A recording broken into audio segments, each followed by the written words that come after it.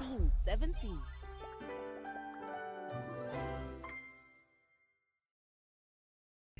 Sassy Chat Games.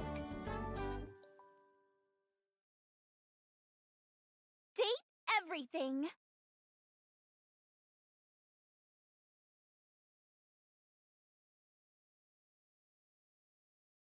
Date everything!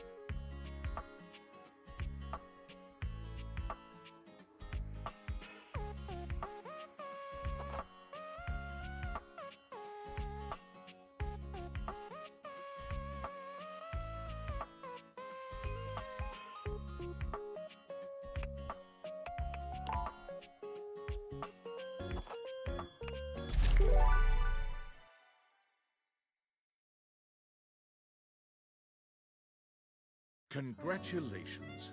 Your degree in customer service has rewarded you with a remote job at Valdivian, one of the foremost megacorporations of our times. Though your house may be large, it is empty, and its halls long for visitors. The sticky notes on your bulletin board remind you of your ultimate aims, but for now, it's time to get to work.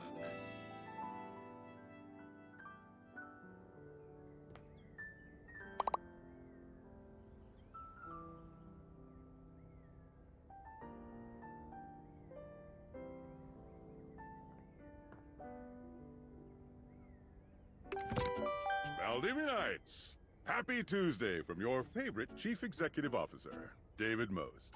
As you know, every day here at Valdivian is a reason to celebrate, as stipulated in your employment contract. Today, however, is extra monumental, as it's the first official day of our new hire. Please join me in giving her a warm welcome to our team. Out of the 30-ish job applications we didn't immediately burn, yours had the least spelling errors. You're joining us at a very exciting time, and we're all rooting for your success. As it lovingly says on the plaque above our daycare center, Valdivian, our business is family. We're so excited to have you joining ours. Coincidentally, the daycare center has been shuttered indefinitely due to the recent economic downturn. We thank our Director of Child Care Coordination, Irene Thomas, for her inspiring work.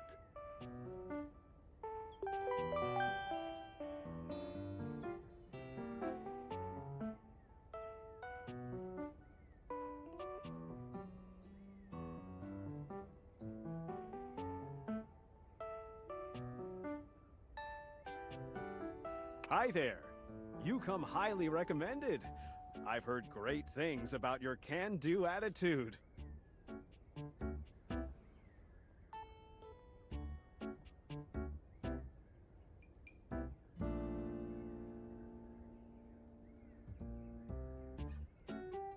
Oh, you are so welcome. I'm Tom, your manager. But you might find it easier to think of me as a leadership principal guidance associate. I'm not from your town myself, but I have heard great nice things about that specific locale. Seems like you are a customer success strategist. That's wonderful. You should be proud.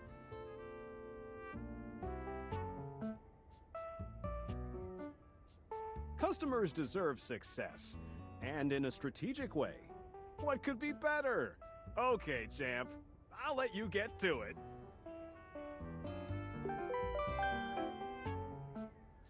Hey, you there?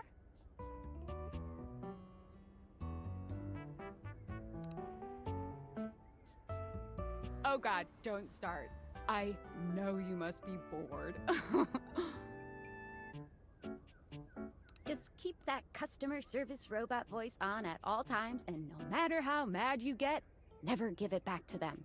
And remember, I might have set you up for this job, but you got it because you deserve it. You literally have a degree in customer service.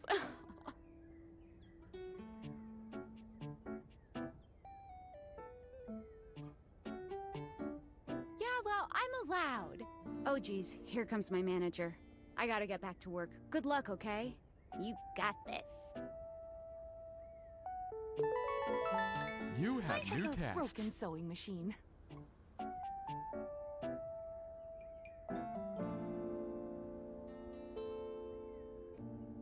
Oh, I don't know. It stopped sewing a couple of years ago. I'm not scamming. Well, maybe just a little scamming. But like, Valdivian can afford a refund, right?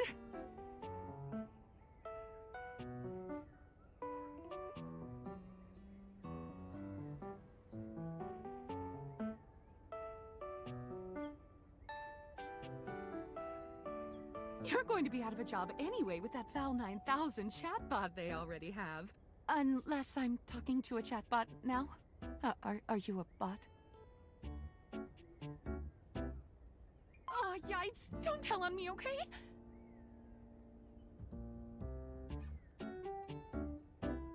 Hello, I purchased this book and I'm extremely angry about it. Is there a manager I can speak to?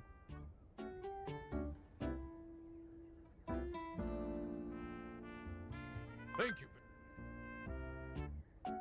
I ordered this.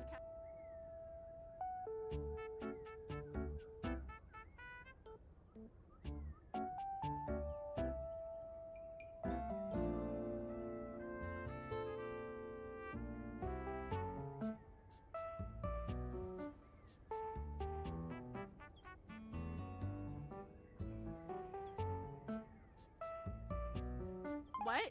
Just give me a refund.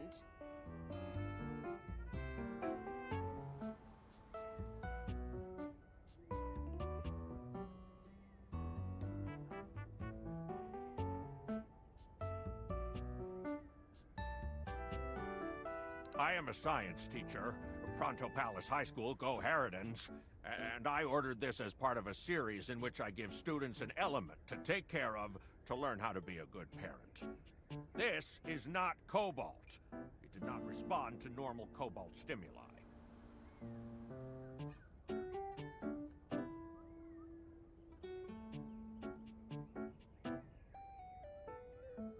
Why would you ask me that?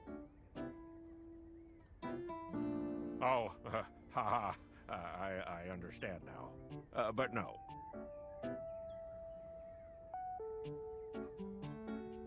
Well, normal cobalt is ferromagnetic. This is paramagnetic.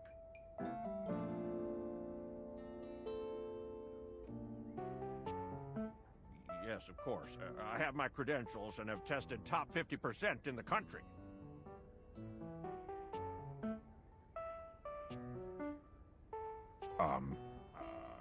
I suppose it would be something to do with fire. I've always been quite taken by its properties. I see. This definitely appears to be your path. I will try again later. Hello, my name is Emmanuel, and I have counted precisely 480 paper clips in this box. I would like a refund promptly. Thank you.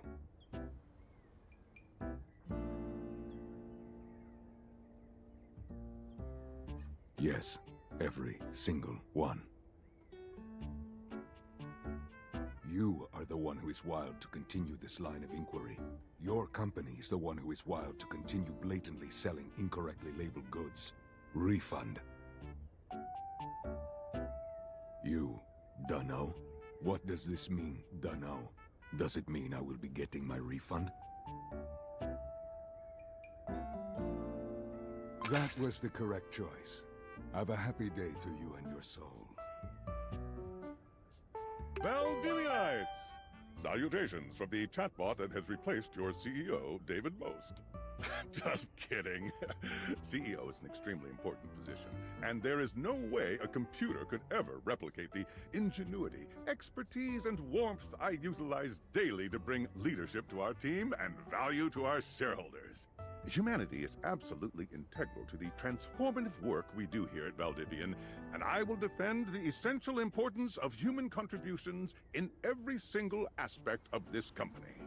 Excluding, of course, the following departments: sales, marketing, finance, legal, operations, public relations, communications, product, research and development, customer service, facilities, janitorial, and, of course, human resources.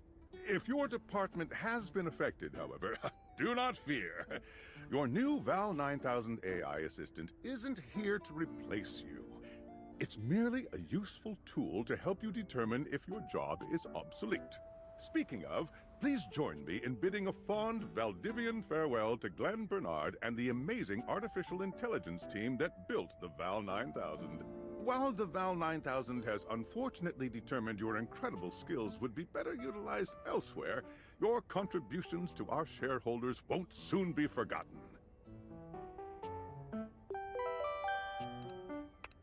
Champ! Got a quick minute?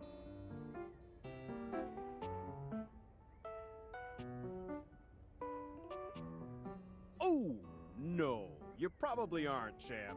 The thing is, Valdivian has done some really intensive research, and it looks like Val 9000, the latest iterative AI tech, is going to be taking over your job for the foreseeable future.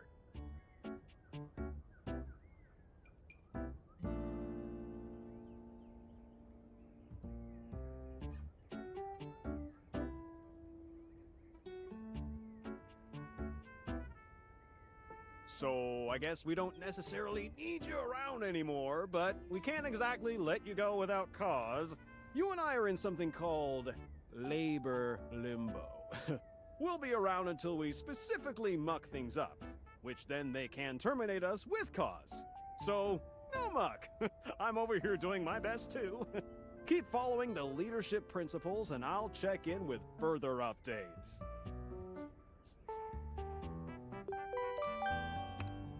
So, are you one of the affected people?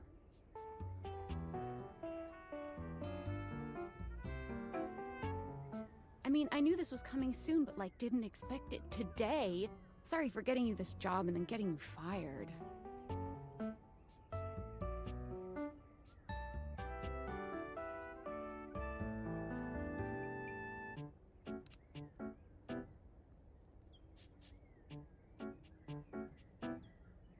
Oh yeah? That kind of makes sense. In a completely twisted way, of course. Well, they're gonna lock you out of here on your computer, so we can't talk here anymore. Are you on Discord? Well, you do now. We should talk there more. Who knows who's listening to us here. Talk to you later.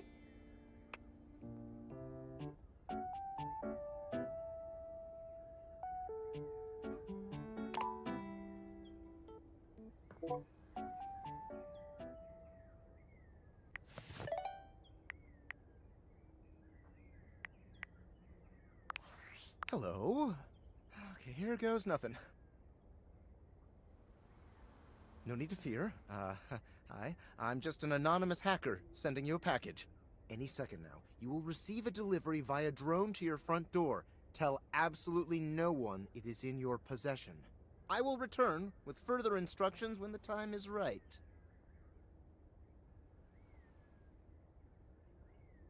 Well, not now.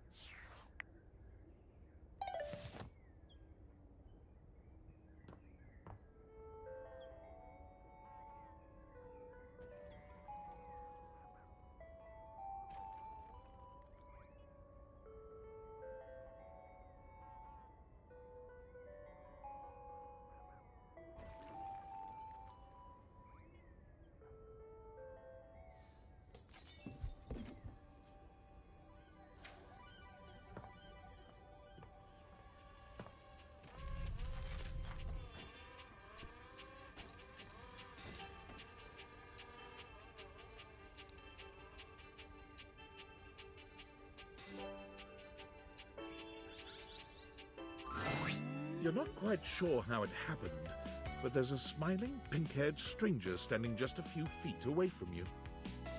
You don't remember inviting anyone over. You certainly remember inviting someone this cute to your house. Hey there! Your life is about to change. Hope you're ready.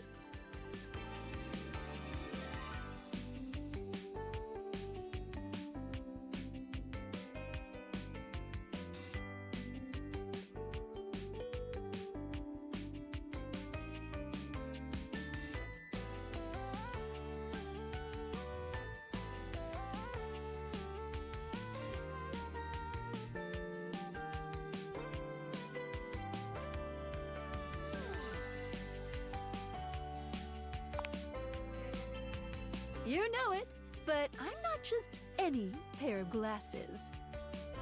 I'm here to help you out. I'm a pair of Date Theater glasses. My name is Skylar Specs. Woohoo! My lenses have special properties. They allow you to directly acknowledge a thing's existence. Or date. You see all the things around your house? Things you might have taken for granted?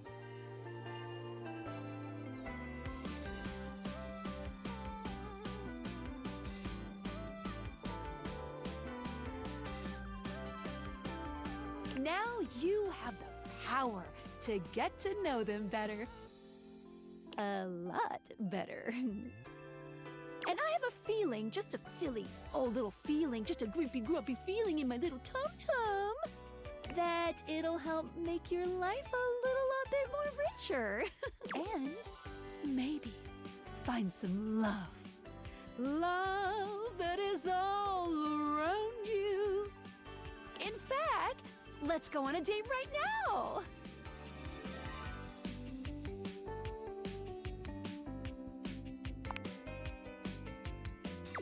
It's okay. It won't hurt. Yet. Just kidding. I'm a kidder. I find it easier to cover my feelings in low-hanging humor to cover my unbelievably dismal self-esteem. Yeah, I'm sad inside. So, we are going to awaken our first dateable object.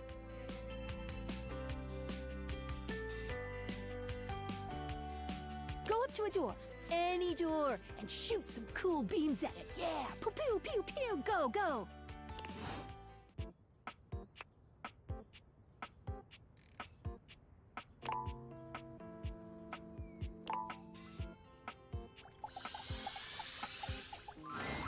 You're still standing in your house, but the unbelievable amount of bouncer energy radiating from the tall stranger who's just appeared in front of you would have you believe you're standing outside of a club.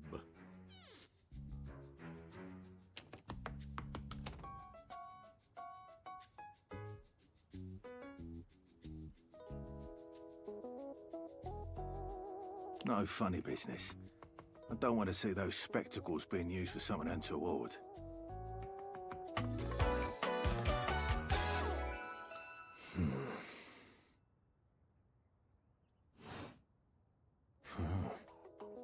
Hey, Dorian. Trust me, this is going to go super well. You sure about that?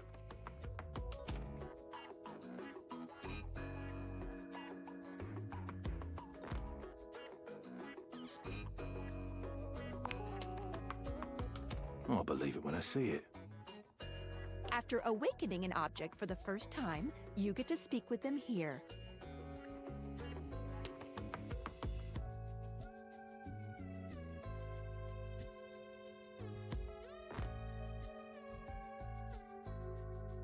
You get to speak with each object once per day. We get a little knackered by using this newfangled date viator rubbish, you see. Sometimes when you reach a certain level of affection with a dateable object, your relationship status changes. There are 3 statuses: love, friendship, and hate. Love can get you towards some really special paths for those you are truly interested in. But it's not necessarily the best of the options in my mind. Dorian is a big defender of friendship. If everyone were friends, the world would be an awful lot safer, in my opinion. I've seen the complications of love. I've lived through the jealous quarrels of hate. The true bond is one between 2 friends with none of the intricacies of romantic tension. That's our bouncer Dorian talking, but you can go toward whichever one you like. Even hate, which isn't my fave personally. You speaking of Reggie? Ugh, don't remind me. Human, you seem like a good sort. So we'll be friends.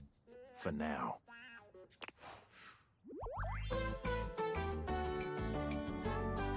Friend. Feels good, yeah? But friendship gets you even more than that. I call it specs points. Take a look at this cool personality chart. Number go up.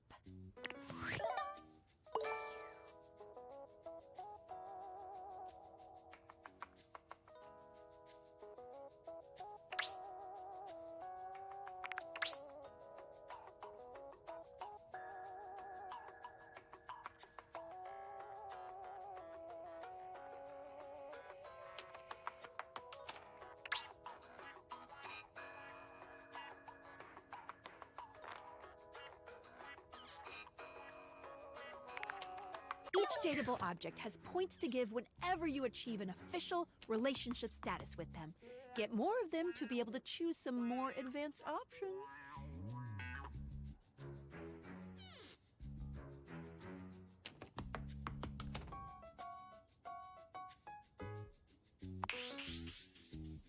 You wear it well.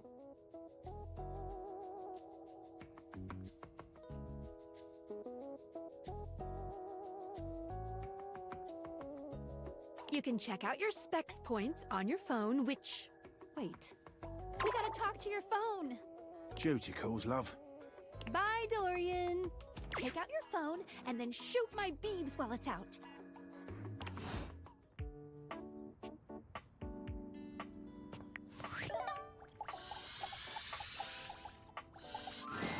A beautiful stranger with a dazzling smile appears in front of you, shooting you a knowing wink. She turns that megawatt smile your way, and it feels like the sun is shining only on you.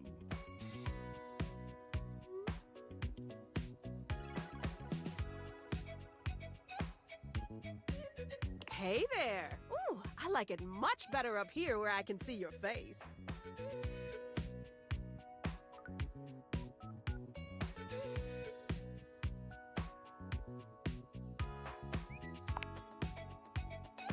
Your phone? We'll see about that. You gotta win me over first, honey. Of course, to do that, someone's gotta show you how things work. Hello, hello! Hey there! Oh, you must be Skylar. Glad we've got the human on board with the latest tech from Valdivian. I've been doing a little tutorial with her about how things work. Oh, well, my sweet human. Lucky for you, I've got a gap in my schedule and a soft spot for that lost puppy look.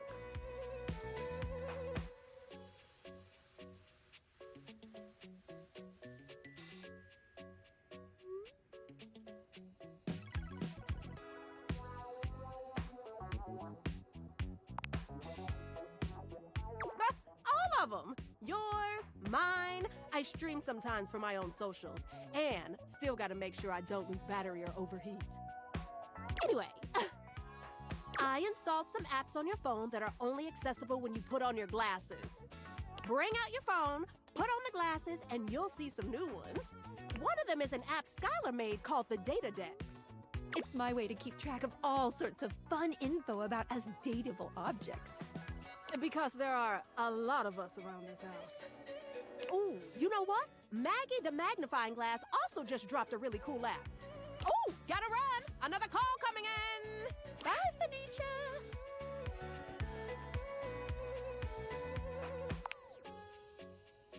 Now, go awaken the magnifying glass in the living room. Which, of course, is conveniently located on its own little shelf next to the piano.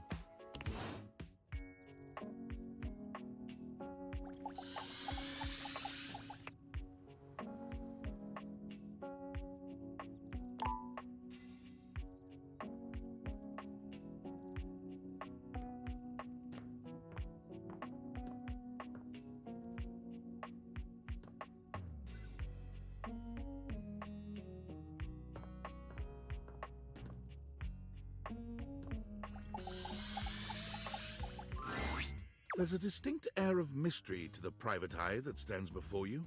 She reminds you of the old detective serials your parents used to watch.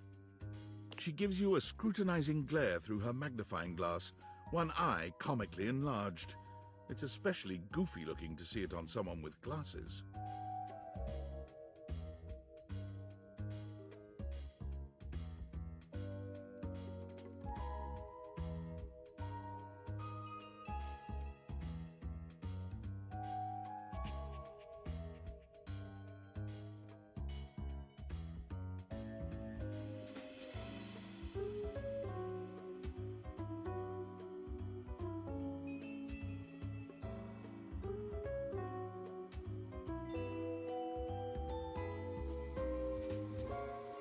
Well, well, well.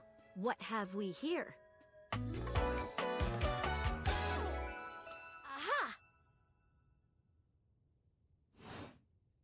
You're not a suspect, are you?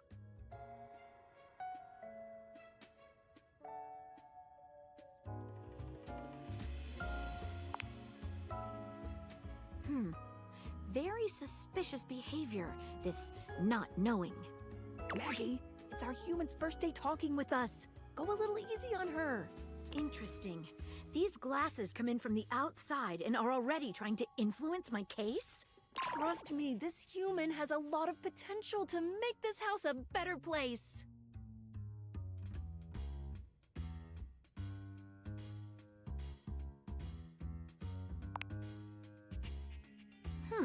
Truthful.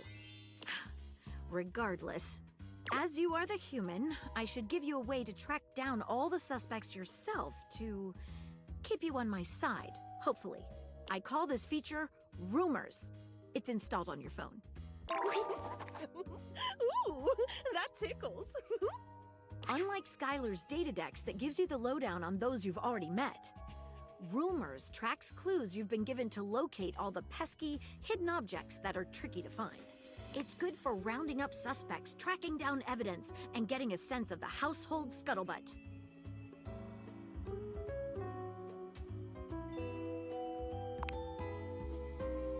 It'll be tough, but worth it. The more you find, the better your specs will be. Take a look at Rumors in your phone. It'll help you find your way to your last dateable for today. Good luck, Gumshoe. It's getting late. Who should be the last one we talk to before I run out of charges? Oh, check out that rumor Maggie gave you if you need ideas. Wink, wink.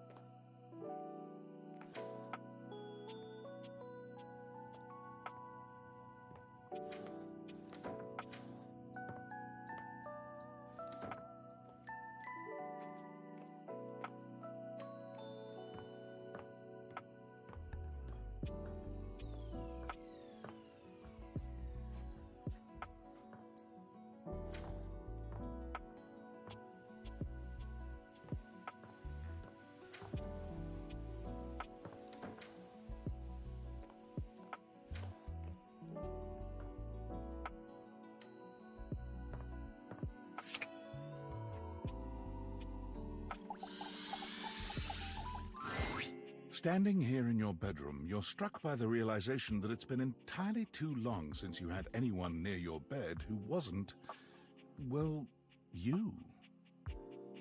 How strange, then, that the beauty standing before you feels so familiar, even though you're certain you've never seen her in your life. She's all curves and comfort, a soft body and softer facial features that seem to invite one closer subconsciously. She's positively enchanting. Hey there, stranger.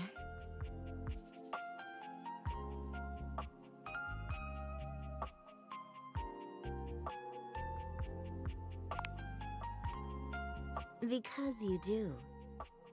I'm Betty, and I'm your bed.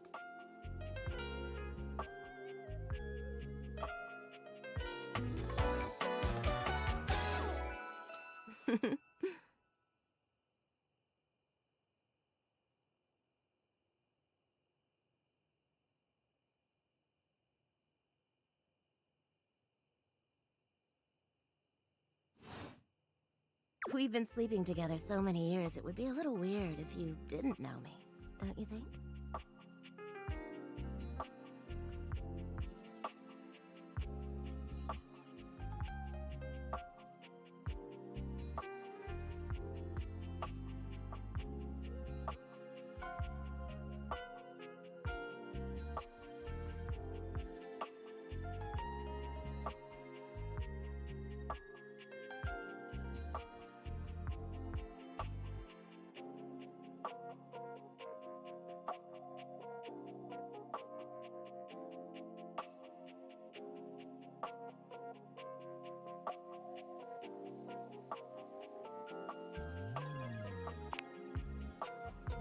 A beautiful bed, anyway.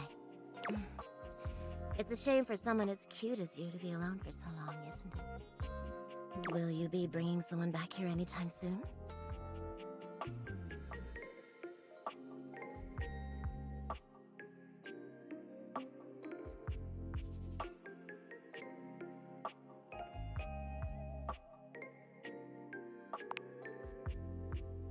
Oh, I see. But you know, even if it isn't... There are so many other nice things you can do in bed with a partner. Cuddling, for one. Reading side by side.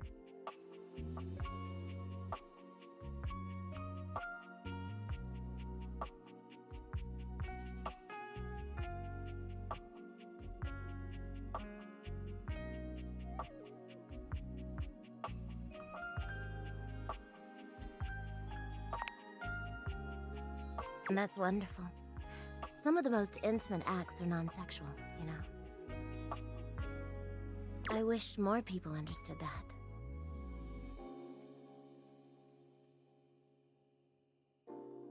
Oh, by the way, Skylar told me everything. But don't you worry, I might be here now, but you can still sleep in your bed just like you always do.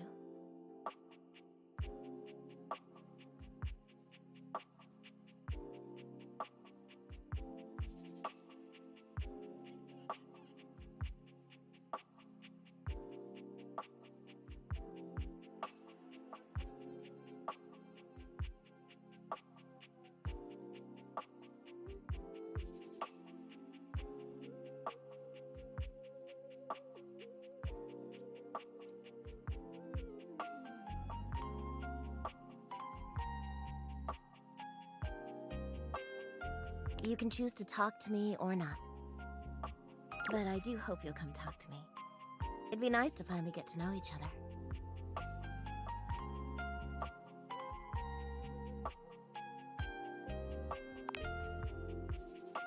Oh, how lovely. Come back soon then, cutie.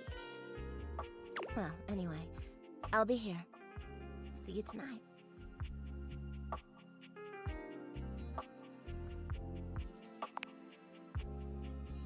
See you then. Sorry, I'm late. I took a look at rumors and got caught up in some real head scratchers. We can talk about it later. For now, let's go to sleep. Today, I kept you on a tight schedule, but tomorrow is a brand new day, and you can truly experience your new powers to your heart's content. Oh, Hitting the hay already? Come get comfortable then. Good night. See you tomorrow.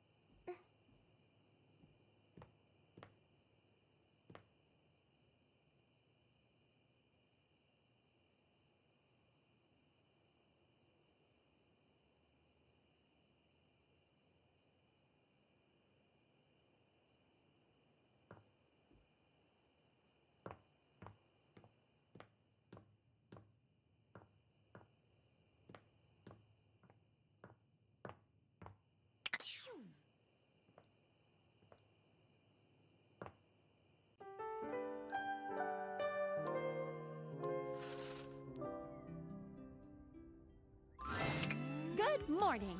Are you ready to start getting to know everyone around here better? Maybe finally find some love?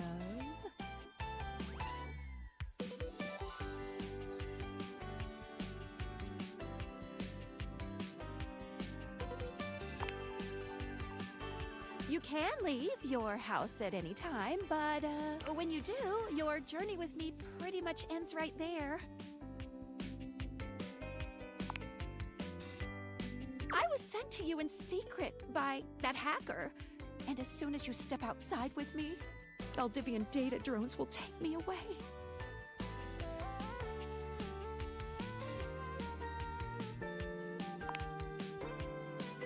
Oh, it's a terrifying thought. Anyway, I wouldn't recommend leaving your house now. Your adventure has only just begun. Any other questions?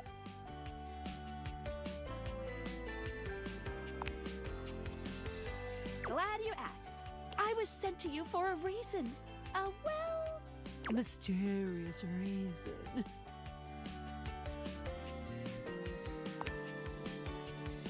Not until I know that I can trust you.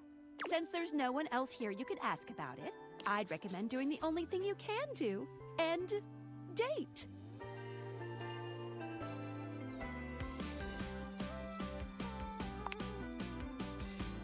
Any other questions?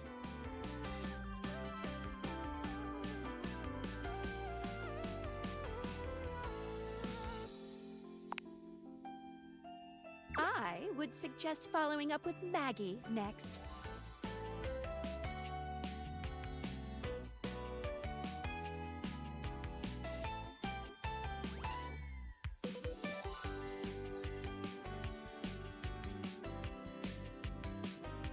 As a detective, she'd have some good places to start.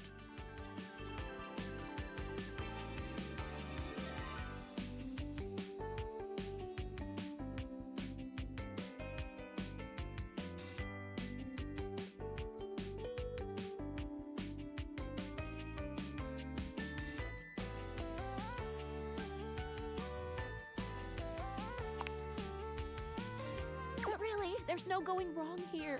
Talk to anyone you want, in any order you want. You're basically in a big, huge sandbox open for you to play in. Except instead of sand, it's your house. And instead of a box, it's also your house. Any other questions?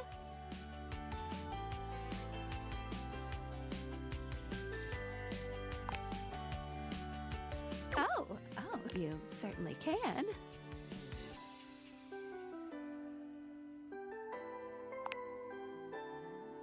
But I'm still in my tutorial mode setting. On the clock with a new user, you know?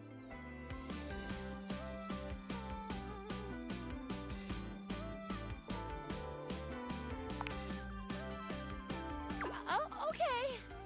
Go ahead.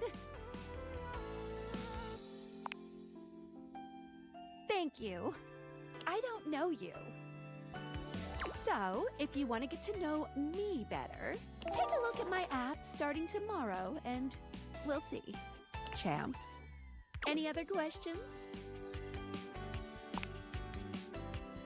that might be it for this little Date Theaters tutorial. But I think we're gonna see a whole lot more than we ever imagined pretty soon.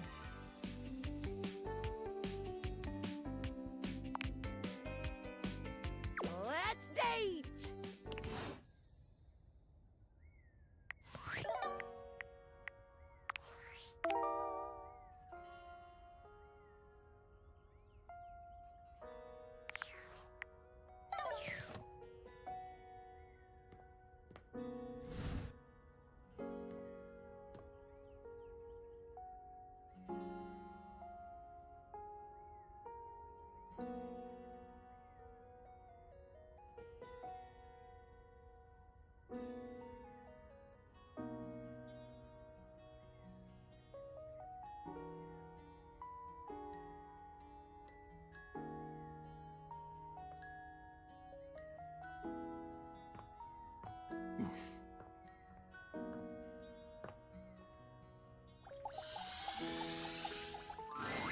There's a strange rapper standing in your bathroom where the toilet usually is. He's dressed in white and gold, but where his outfit is clean, the look he gives you is downright dirty. While you might be curious about this toilet man, it seems more than clear that curiosity doesn't go both ways.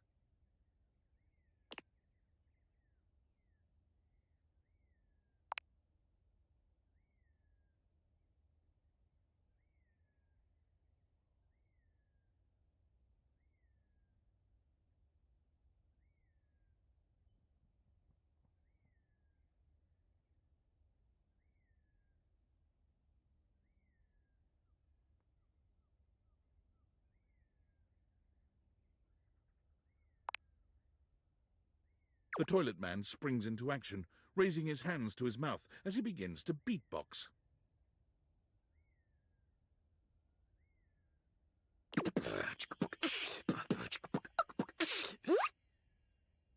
Lil Crapper's a rapper, he knows how to go. Plumbing and drumming are both about flow.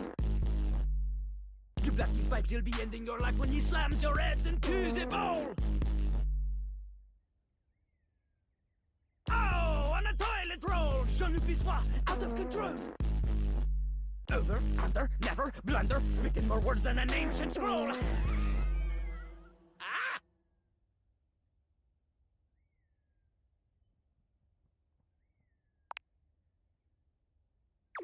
No. Holy Crap was Jean-Luc's old stage name. Now he is Lil Crapper. More secular, huh? Wider appeal, you know? Anyway, you know Lil Crapper. You love him. Everybody does.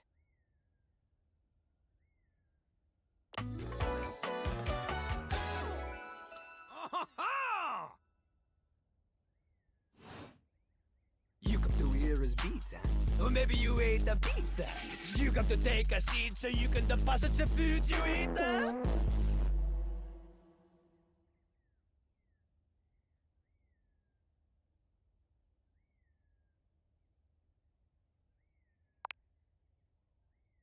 He's like a bidet, only spitting the truth, going down quicker than gin and vermouth. They call him a party mouse, letting the naughty out, but that's a way to appeal to the youth.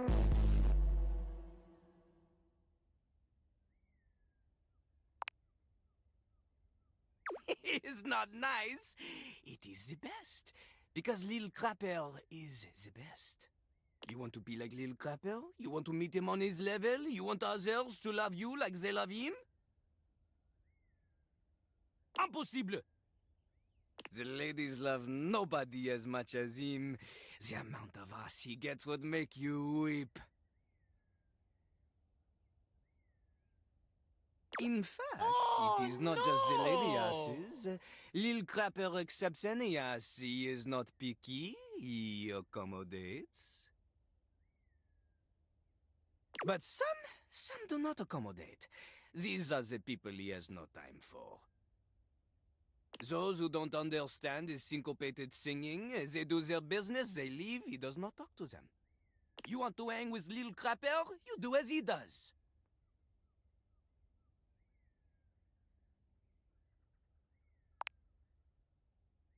Not just rap, you need to show him that you can crap.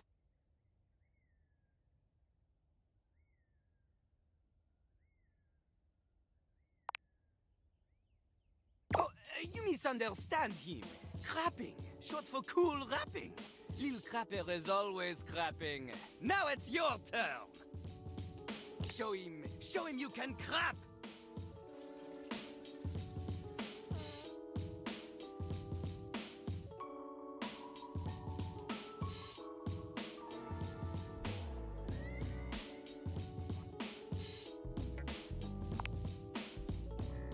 Jean-Loup makes a dismissive gesture.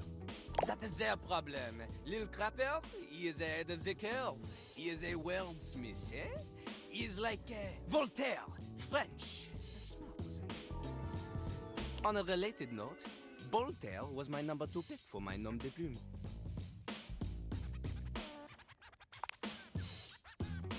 Not from Lil Crapper.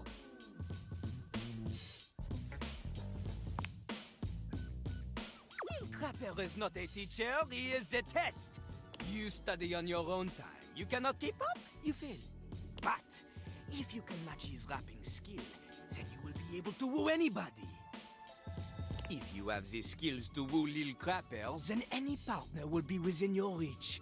In fact, if you can match Lil Crapper in a crap battle, then he will fall in love with you.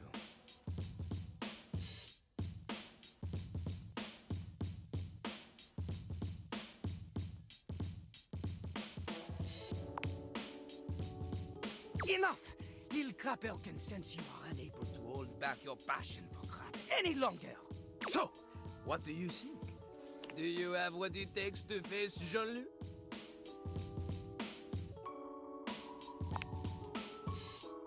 Correct! Jean-Loup is glad you understand this. The rapping, she comes from the heart, the deepest part of the system. Like that little rubber bit that comes undone sometimes and the water keeps running forever. You know the bit. You need to experience life before you can spit it out in alternating phonemes adhering to some sort of a rhyme structure. As you are, you have no chance to defeat Jean-Loup, let alone match his rapier wit. You want to clash talons with these 2 gallon stallions? Go! Live a life worth rapping about! Return to Lil Crapper when you are ready.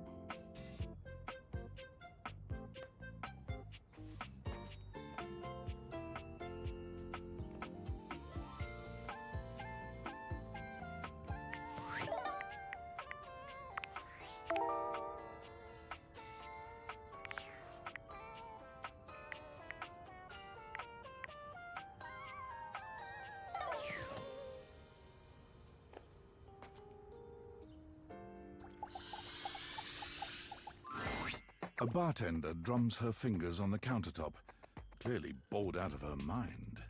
Her long red-orange hair is pulled back into a ponytail that flows down her back, like the drinks she pours so expertly. She makes herself a drink, taking a small sip of it and setting it down. Your entrance startles her so badly, she nearly knocks it over. Someone's here!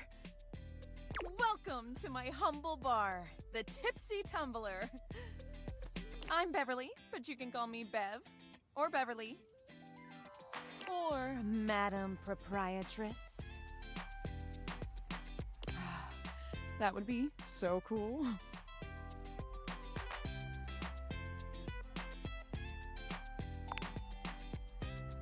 I'm the owner and bartender and janitor and stockroom attendant. Nice to meet you. Hiya. Beverly squints at you, frowning as she seems to be considering something. And then she snaps, pointing at you. Wait, hold on. Oh my gosh, it's you, my proprietor. I can't believe I didn't recognize you. Ugh.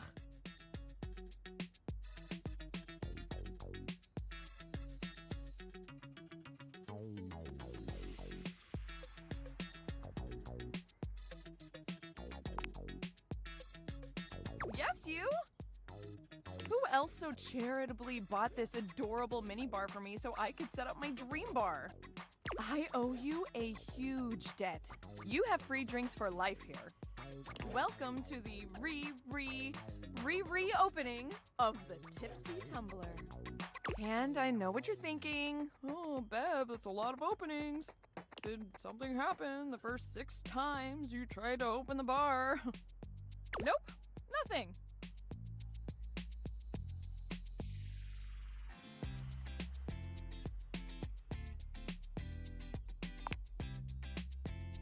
It's because nothing happened.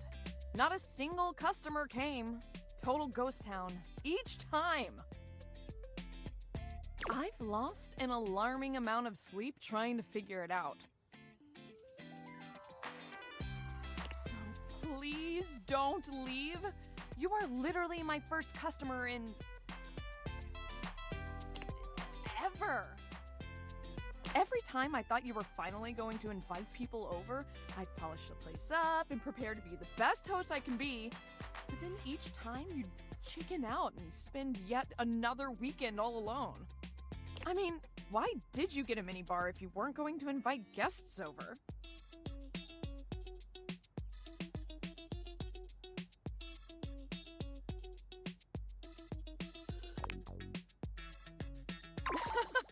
That's sad and totally not something I do. Hey, I got an idea. How about I serve something instead so we can be less pathetic together? So take a seat and let me fix you something already. Please, let me fix you something. First and foremost, am I making you a cocktail or a mocktail? Mocktails are the non-alcoholic versions of a cocktail, just as fun and delicious, but without the burn or the drunk part, obviously.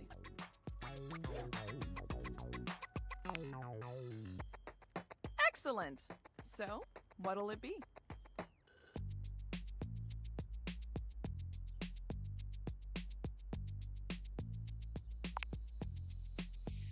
Ooh, so minty and fresh. It's kind of like brushing your teeth at the bar. That sounded more appealing in my head. Coming right up.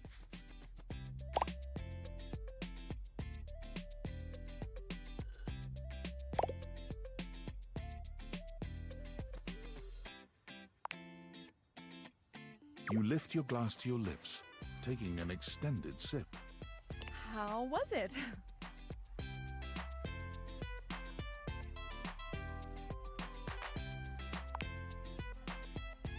Well, after 6 grand openings, I got a lot of practice in. Plus, with a name like mine, I should know my beverages pretty well. I really don't want to close this place down. I've put my bar and soul into it. So, will you be my first returning customer?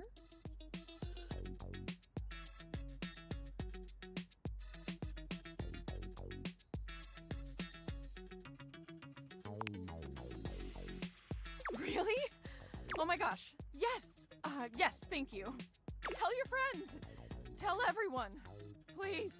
And I'll be seeing you next time.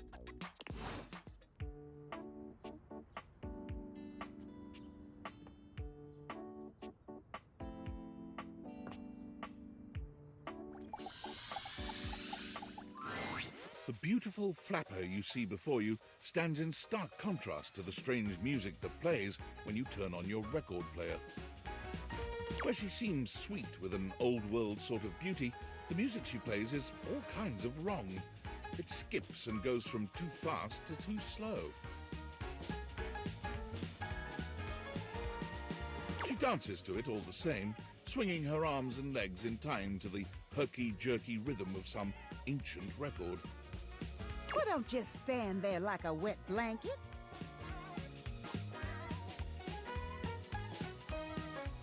You get a wiggle on. Let's see you dance.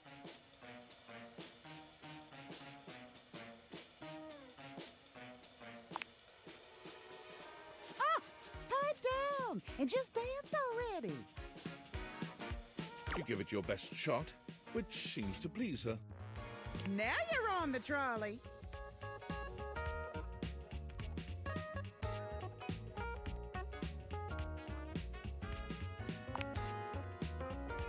It's a saying. I'm saying you're getting it.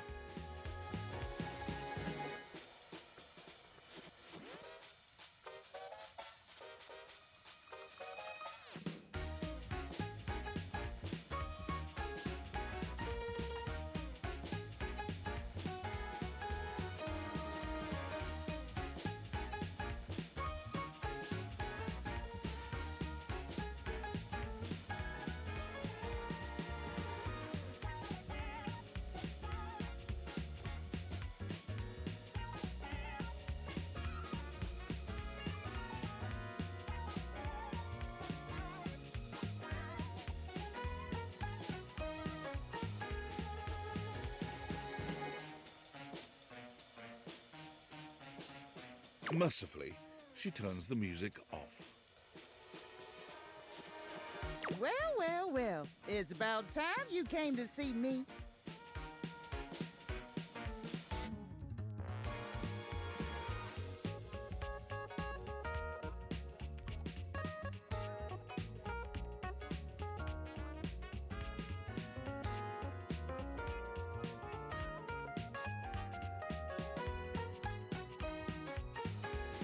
My name's Rainy. How you doing? I've been waiting for you to come over and see me sometime. You've been all over this house, but you never come my way.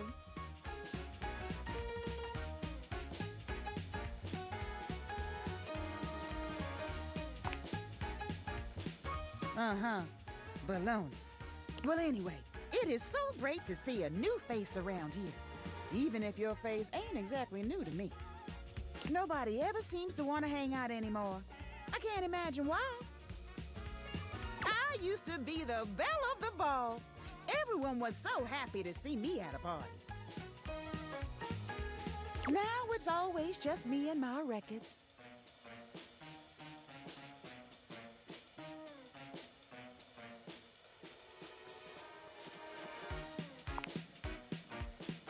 The wrong speed?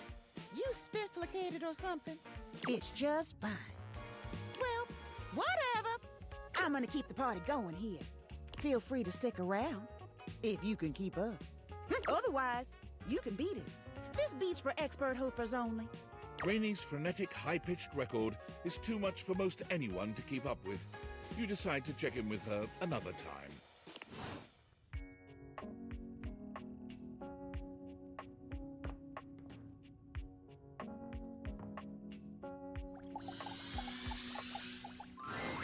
A red-haired traveler lifts her goggles to peek at you, revealing freckled cheeks and stunning blue eyes. There's a friendly air about her that makes you want to hear her stories. Now, why, my love, you look some lost. Where you longs to?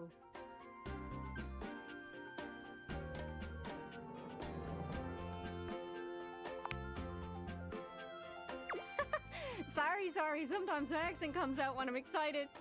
It's made in Newfoundland, you see. This little rock right... She bends around and points to one of the patches on her jacket sleeves. Here. Friendliest folk you'll ever meet. but the dialect can be a little much for some. I'll try to speak plain for you. Name's Gaia, by the way.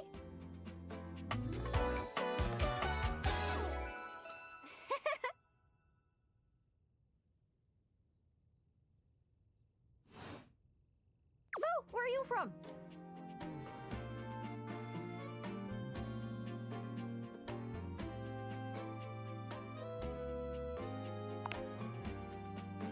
Ah, Irden. Right, makes sense.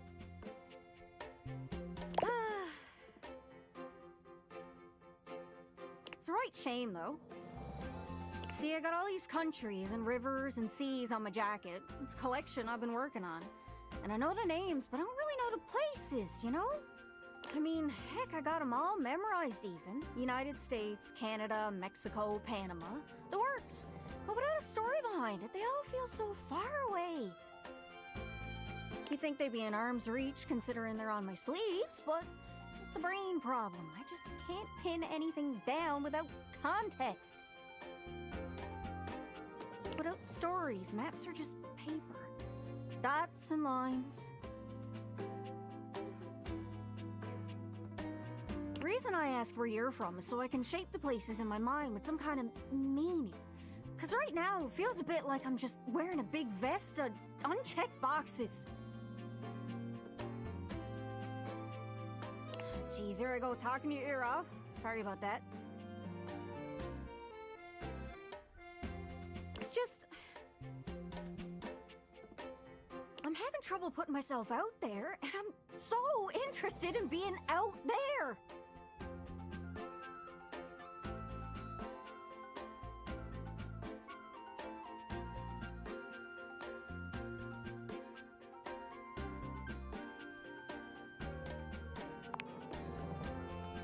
I've tried.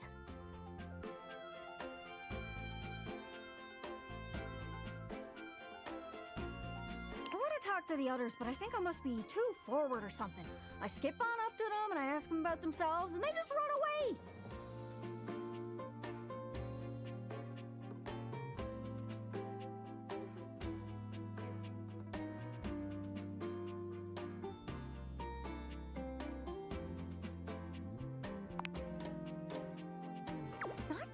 Just being nice. I come up to the others so I can ask about them, get to know them, who they are.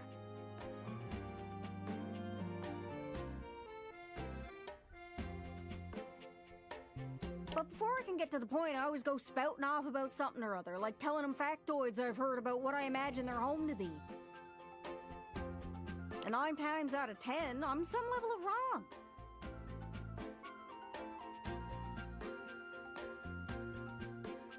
And the other time I'm right, but it's in an insulting way.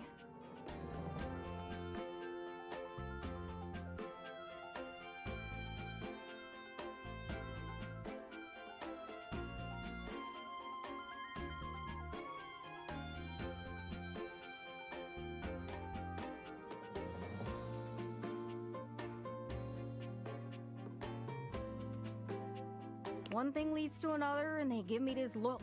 And soon enough, they find an excuse to leave. I'm just bad at it, I guess. Sometimes I feel like no matter how hard I push myself, I'm just going in circles. You know what I mean?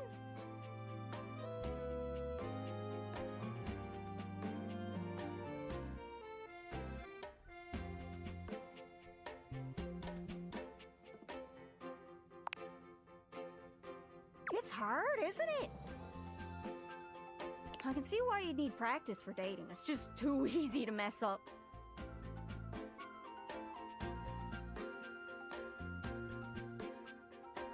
You say one wrong thing and poof, they're gone. It's so frustrating.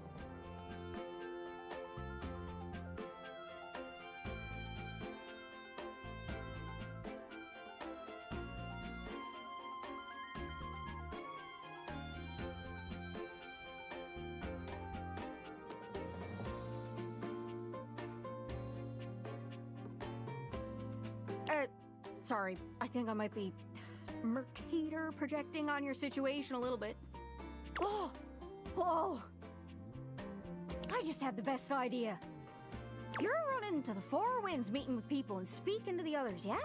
I'm sure some of those folks come from other places, right? Travelers, you knows what I'm saying. Why don't you ask them what they're about? Get to know them a little better, figures out how they ticks, then come back and we'll have a yarn. Sound good?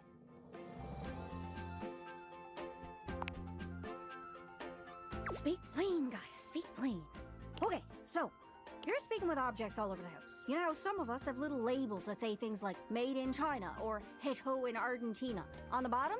Well, that means those objects are travelers. They come from away. They're from somewhere else. Somewhere on my jacket. Those are the objects I need to talk to.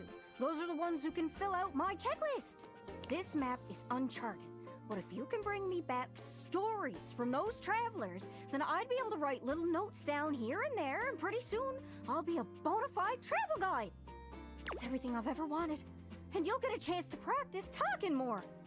Are you shy? I can help. People tell me that I never shut up. I can help you learn to never shut up. Doesn't that sound great?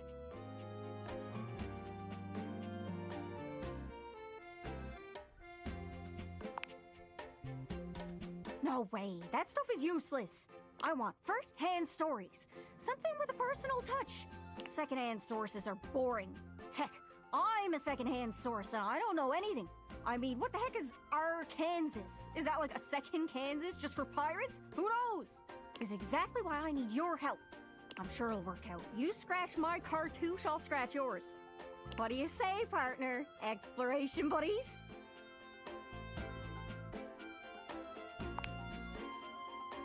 Really? Oh, I appreciate it. Really saves me a lot of hemming and hawing. You go out and find some objects from foreign lands. Oh, and let me know if you need any help. It's hard to explain, but I got pretty good sense of these things. I can't give you an exact name or anything for who to talk to, but I can get you close. It's kind of like a geocache. I can give you an idea of their general location, but if you want to find those travelers, you'll need to hunt them down yourself. I've learned firsthand what others don't take too well if you run up to them and scream, "Where are you from?" Yeah, like that. It was a disaster. Point is, you can't just ask objects about their origins out of the gate. You gotta awaken them first. Don't worry too much about the details. Once you're close with someone, you'll learn more about them automatically. So, what do you say? Do you want some hints on where to find travelers, or do you feel like searching on your own? All right. Hint. Hint, hint, hint. Let's spin me around and see which object I get a sense for. Once heard a rumor about a smooth talker who could open any kind of door. Bet that guy's been to lots of places. Maybe even see the whole world over. Lock, stock, and barrel. Hope that helps. Sorry, I'm still a little scatterbrained.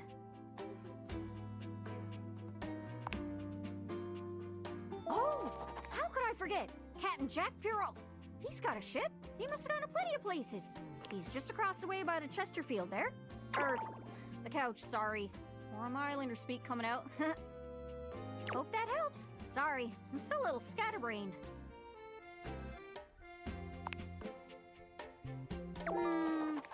Well, most TV comes from the US, but I know you watch anime sometimes. That's from overseas. I don't suppose you got any merchandise, do you?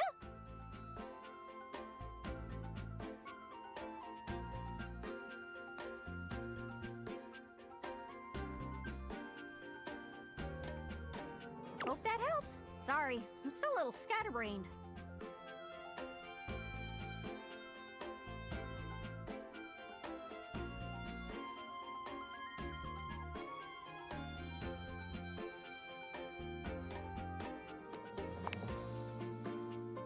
Sometimes I feel like I go round in circles.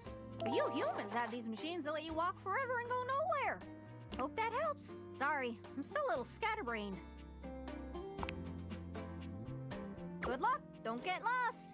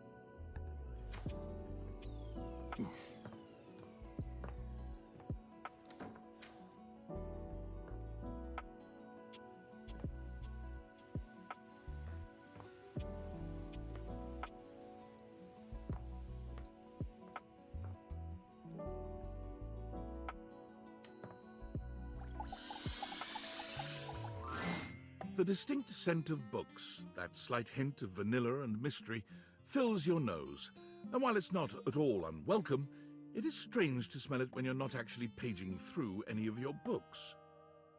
It only takes you a few moments to track down the source of the smell.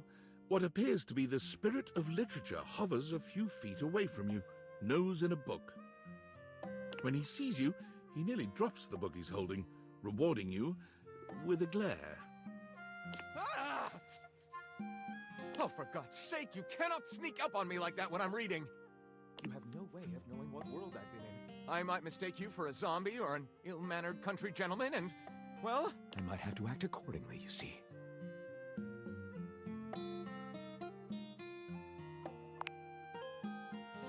Yes, probably. I suppose that would depend, wouldn't it? My name is Lyric.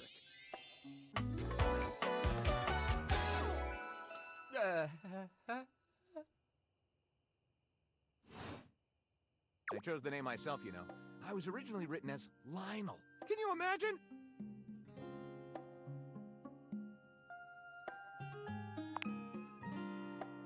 I'm the embodiment of all literature, an indisputable master of the written word. I have read positively everything. I'm voracious with books, poetry, magazine articles, any genre, any length, any style. I love it all. I know you're curious about all that, so I figured I'd offer it right up front.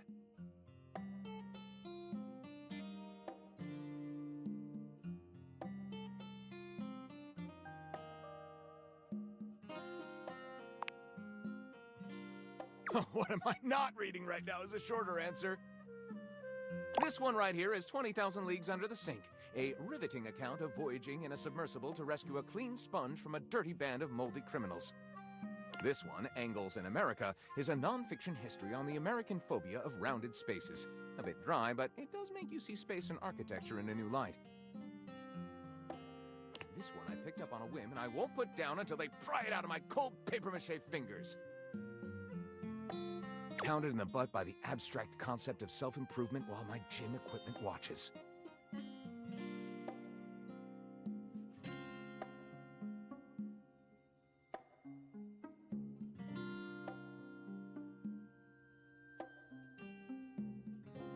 This Chuck Pringle fellow, he really has a line on the object erotica market.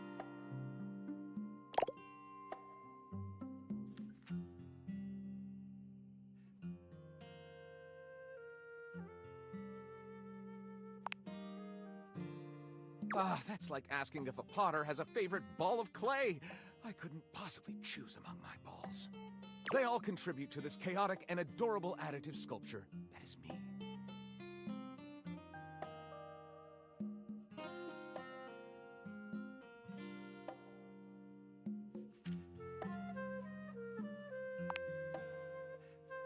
Right. Do I have a favorite genre to write? Well, we have arrived at my tragic flaw much more quickly than I would have liked.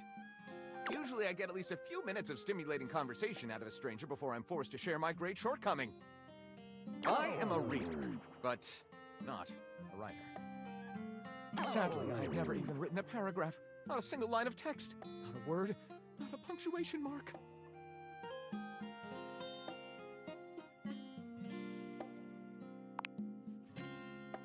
Huh. What an odd sense of humor you have. My pain and disappointment seem to genuinely tickle you. I wonder if there's any history of social psychosis in your family. Might be worth pulling out a genealogy later.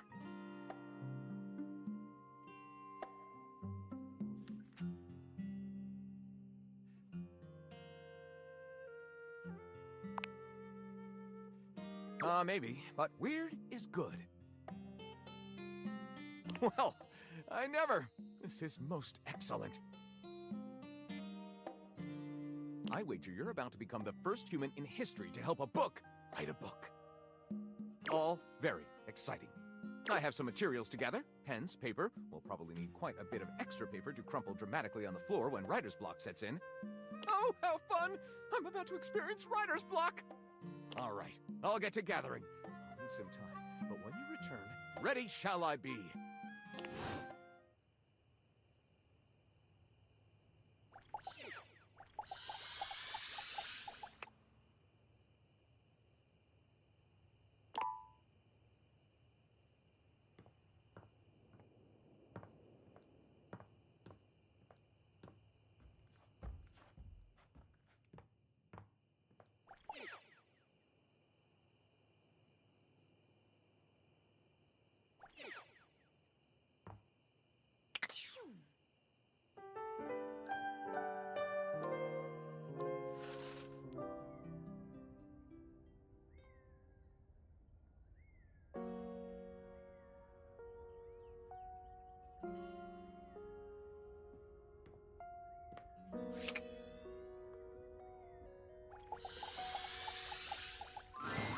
Your mirror has done its job dutifully over the years, accurately reflecting your image back at you in good times and in bad.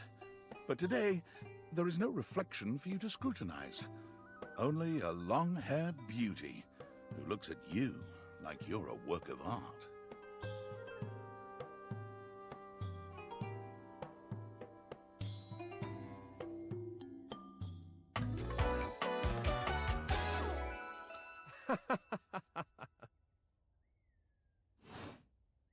Oh, incredible.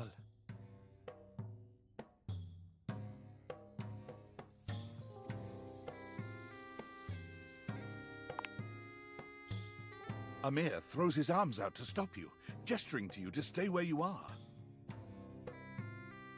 No. Don't move. Step back into the light.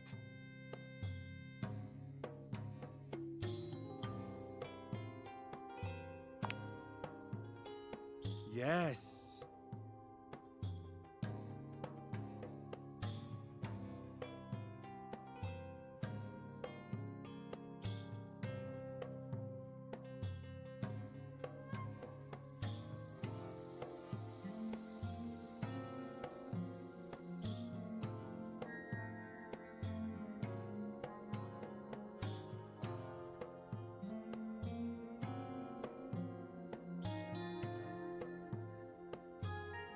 Breathtaking. Look at you. Do you see how well I can frame your face from this angle? You are glowing.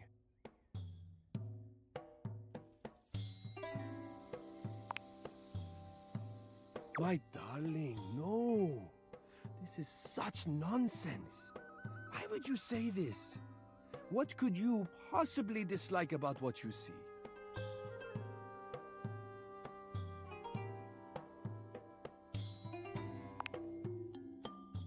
The sign of a busy mind. That fatigue you see speaks to your many accomplishments.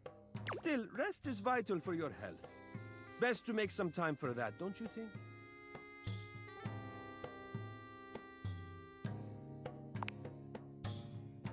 Now you see what I see.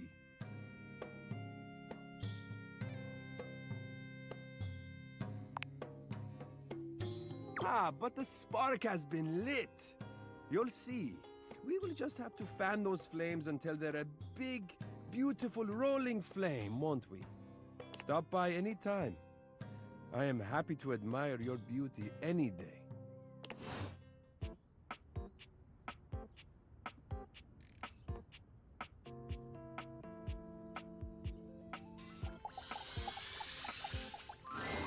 It takes you just a moment to properly evaluate the figure standing before you.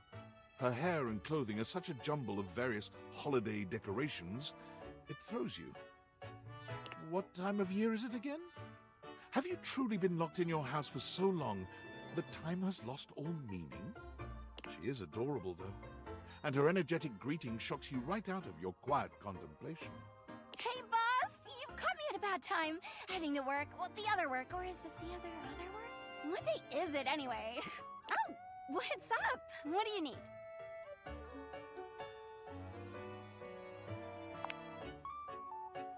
And I to you!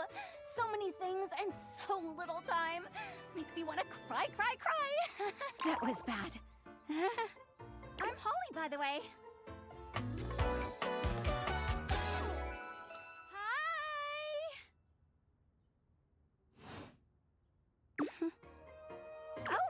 And who are you?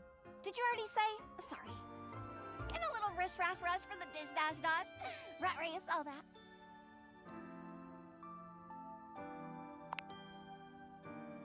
Oh, I've heard about you.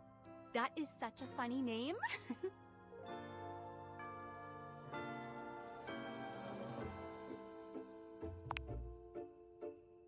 Oh, nothing like that. Anywho, I'm so sorry, but I'm already running late. Love to chat more, though. I'm working a double, then opening, closing tomorrow, but swing by first thing in the morning.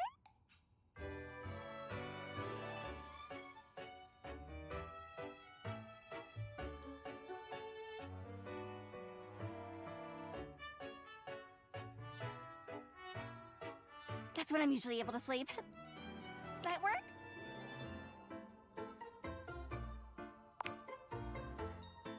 Great. Okay. Bye!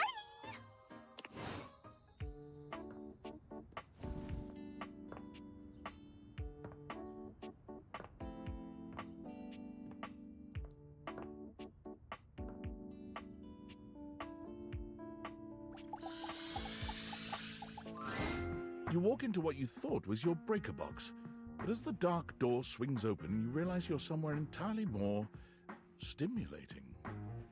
A classic speakeasy club welcomes you in. The low electric lights glow warmly. Live music drifts languidly from a sumptuous velvet red stage and envelops the audience in a pleasurable haze of pure vibe. The gentle clink of cocktails in glasses rises from a wood bar to the left of you, and then a gentleman with a languid, easy air to him approaches you. Well now, what a delightful surprise. A brand new patron.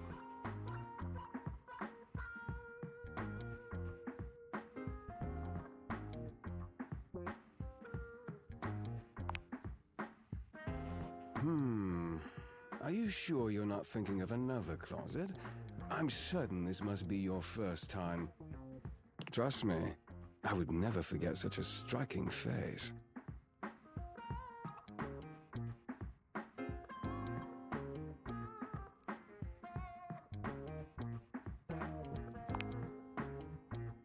Oh yes, distractingly so. I imagine it would be quite difficult to focus on anything else with you around. Though, I can't say I mind. You have quite the reputation around the house, live wire. I'm eager to explore it for myself.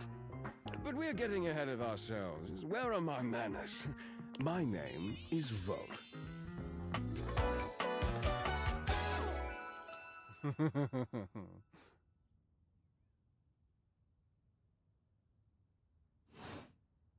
He extends a hand towards you, a conduit of pure, dangerous sexual energy that charges the very air between you.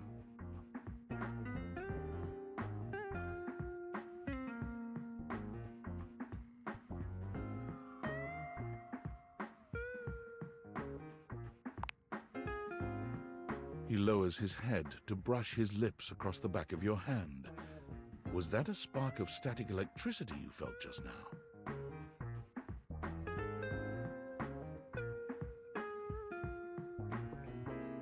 It's a pleasure to officially make your acquaintance. Taking his eyes from you for the first time, Volt slips his arm around your waist and turns you, slowly, to take in the rest of the room.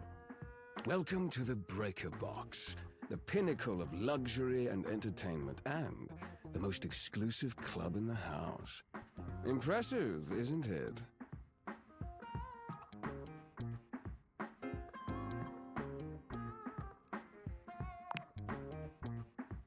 Why would there be, when we have everything you could want right here?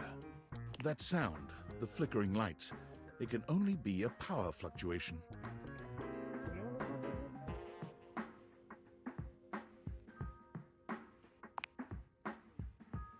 What?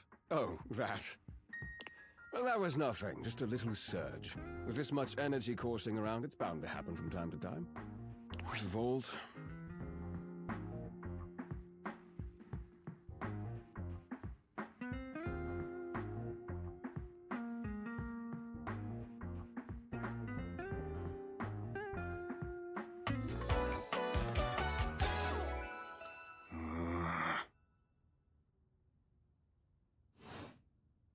This newcomer looks exhausted, frustrated, and annoyed. His sleeves are rolled to the elbow, revealing calloused and bruised hands that he wipes on a rag. Eddie! Just in time to meet our guest. The human? What's she doing here? I'd imagine if we don't poison the mood, they'll be joining us for the headliner show. Joining us for tonight's show, I hope?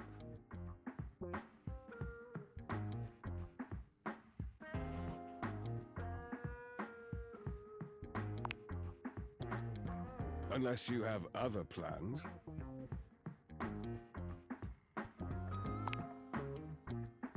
We'll have to work on that enthusiasm.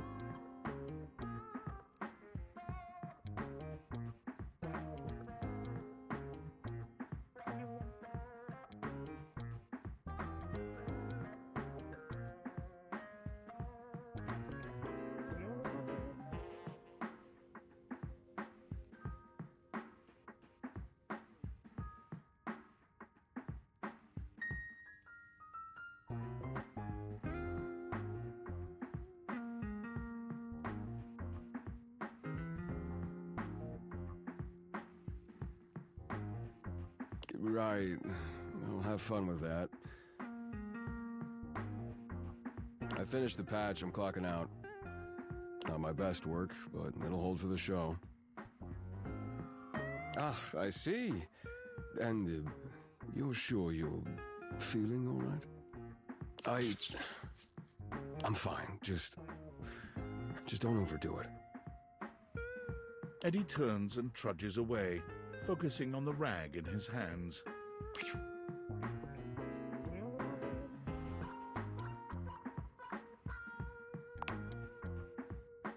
Of course. Eddie always is.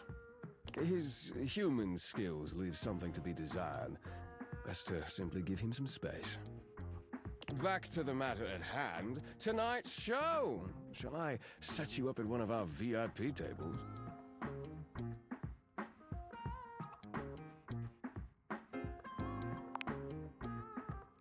Oh, that's very thoughtful of you, but I assure you, what Eddie really needs is space.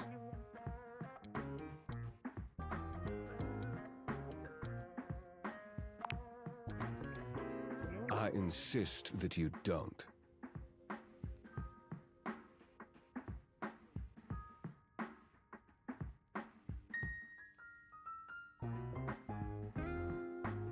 Before you can even take a step away, Volt grabs your arm, his grip tighter than expected. A fire flashes in his eyes for a second, then it's gone and his grip loosens, the friendly mask returning. Well, not now, at least. It would be a shame for you to miss the show after all the hard work that went into it. And Eddie would feel dreadful. He hates to be worried over. Shall I set you up at one of our VIP tables?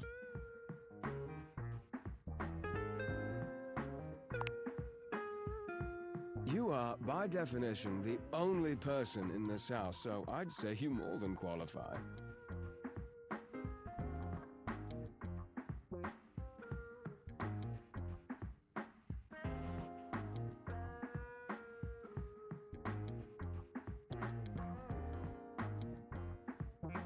Shall I set you up at one of our VIP tables?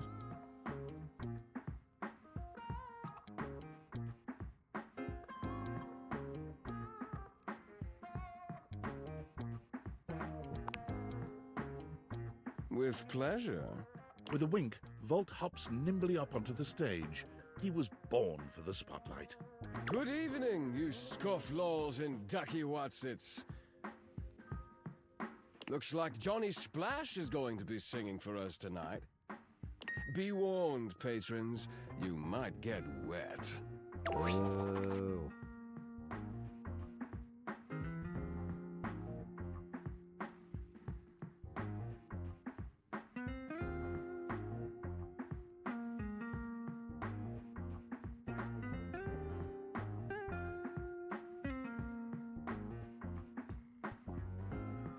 Hi, everybody. I'm Johnny Splash.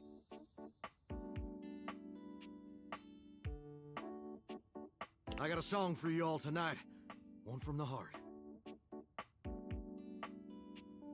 And tonight it'll be a cappella, because my voice is the greatest instrument of them all.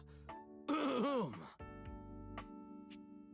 keep a close watch on this hour of mine. I keep my forces free of stain and grind. I scrub the ground from the tiles between the lines. I be a close Oh, that was amazing, baby. I even surprised myself. I've seen many bombs in my time, but that one takes the crook-blasted cake.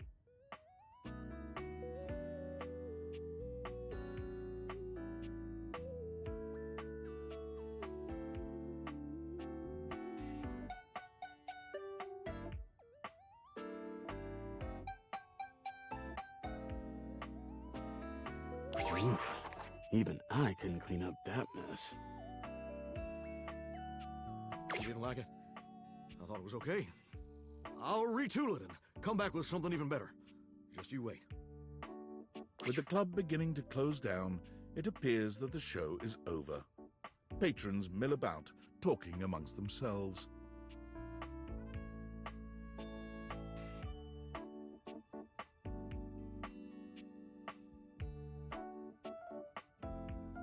You spot Eddie nursing a solitary cocktail at the bar. Volt is nowhere to be found.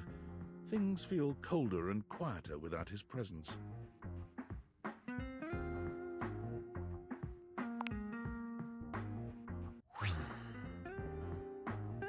Show's over. Club's closed.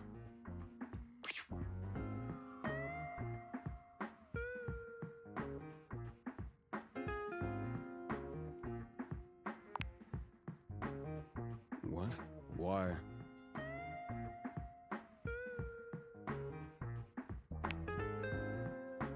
I wasn't. Happy? You can go now. Are you always this oblivious?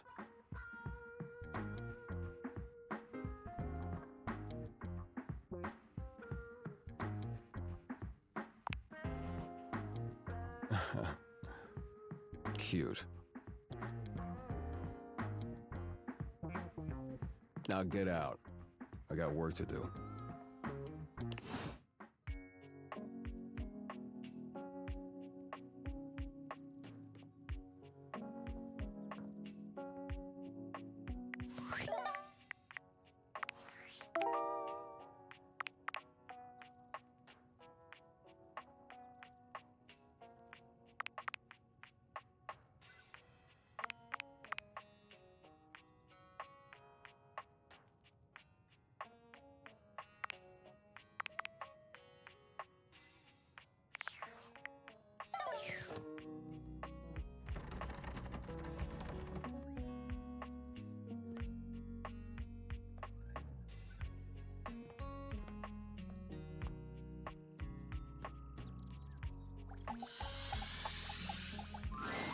One moment you're looking at your old sports equipment, and the next you're looking at a gorgeous, muscled man dressed in various pieces of sports equipment that once belonged to a far more optimistic version of yourself.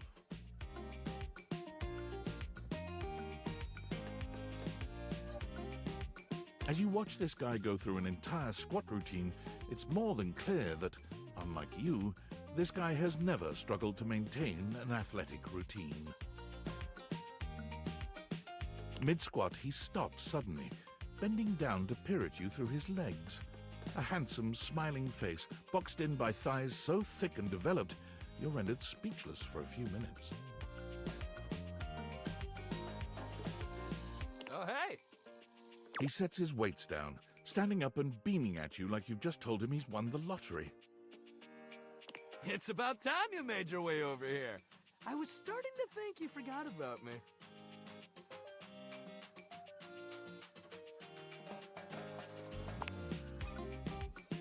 Hey, no judging here, pal. Look, why don't we just start over?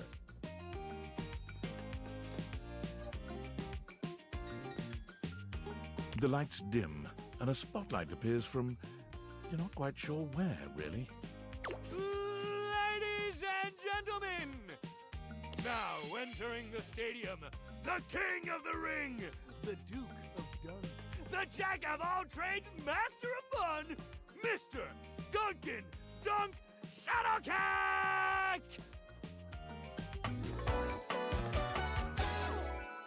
Oh, hell yeah!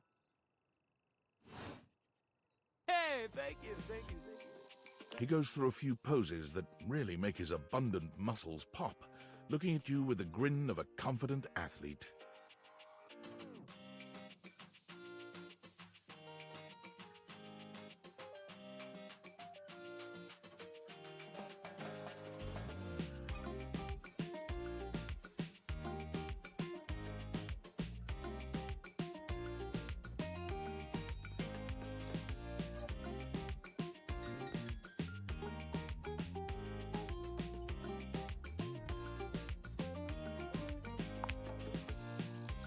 Dunk is delighted by your cheering, and he spends a few more moments basking in your attention. Aw, man. It's been a while since I actually had an audience. Feels good. Don't worry about remembering all those names. That's just stuff that makes me sound cool when I hit the court, or the field, or wherever I'm playing. Dunk is just fine for pals.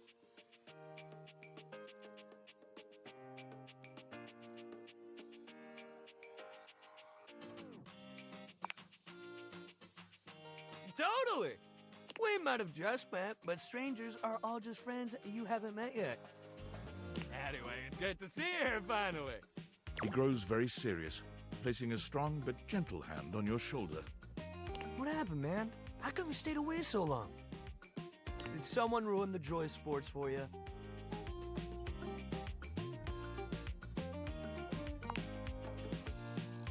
Ah, man, I get that. Life is so much sometimes, but you gotta make time for yourself, too. Dunk gives your shoulder one final little squeeze, and then he's slapping you on the back so enthusiastically you nearly collapse. This fine hunk clearly does not know his own strength. Well, hey, no matter what happened before, you're here now. Your inner athlete said, "Let's get it, baby!"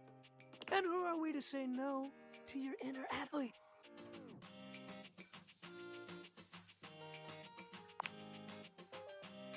What? Of course you do. We all do. Yours might be like sleepy right now, but that's okay. We'll wake him up. We just gotta get you into the flow, but I want to make sure you're ready for it. After all, working out without a proper warm-up is a great way to get a nasty injury. So you come back here when you're ready to get into it. Meet me by the weight rack, all right? Bring your positive attitude. We're gonna have fun!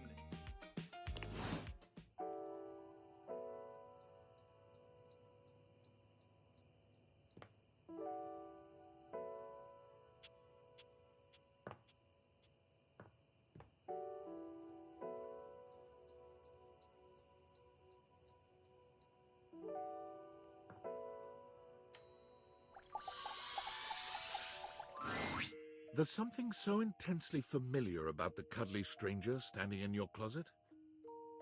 The combination of his massive stature and the soft materials he wears produces an almost irresistible urge to hug him, and the aura of safety he emanates certainly doesn't help.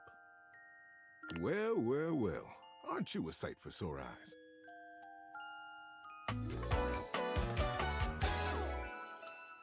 Yeah!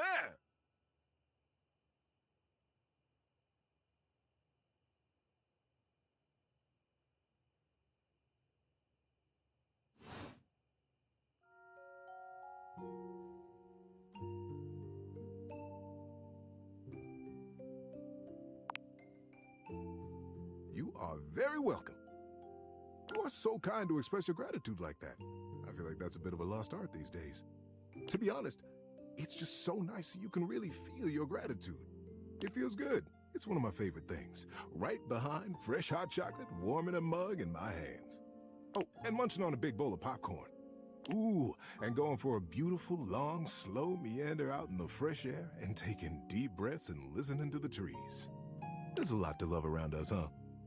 What are some of your favorite things?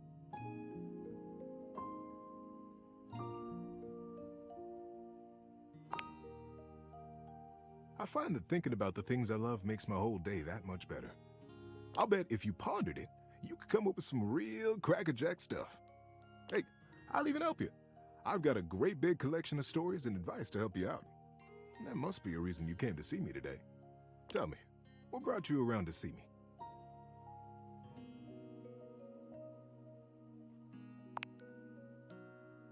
Oh, well, I can see that. It has been a long time since we talked.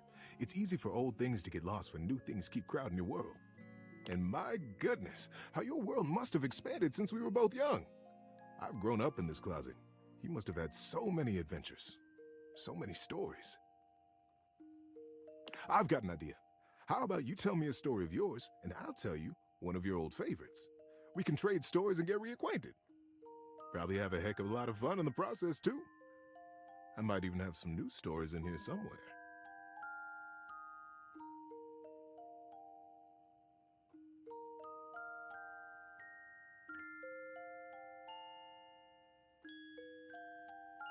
What do you say, old friend?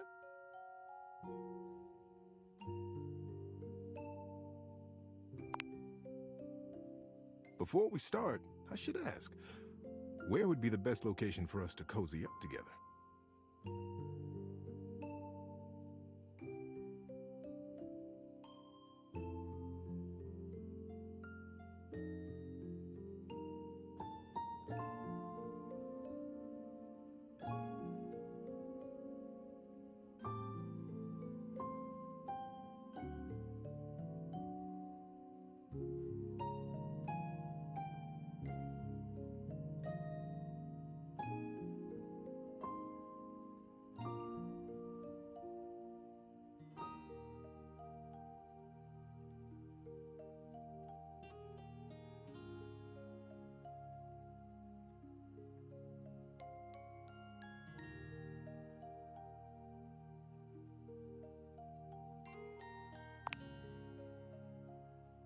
So comfy.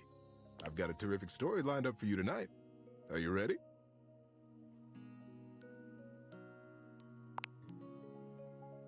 Being that it's getting to nighty-night time, I got a story to help you drift off to sleep.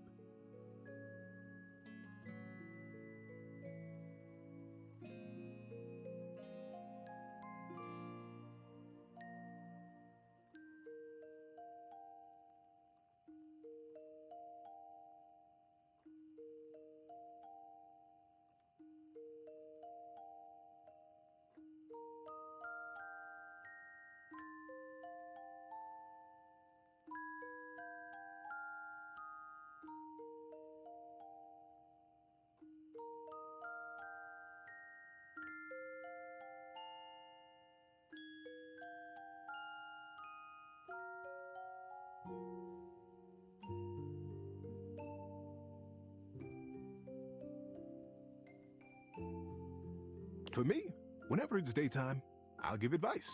But at sleepy time, it's story time. Want to hear my story?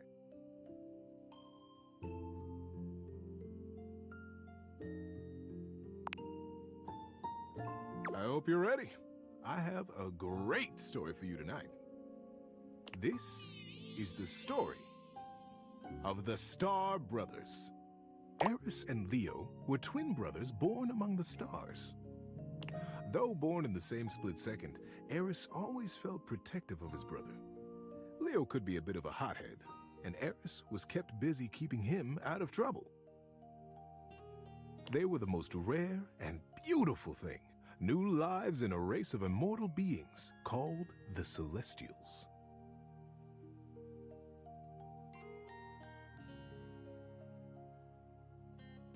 The boys were always together. They were as close as two brothers could be. They knew each other's minds. They trusted each other with every truth and every question. When Eris grabbed the comet's tail with both hands, Leo knew to stand in front of it and play the comet's head like a friendly dog.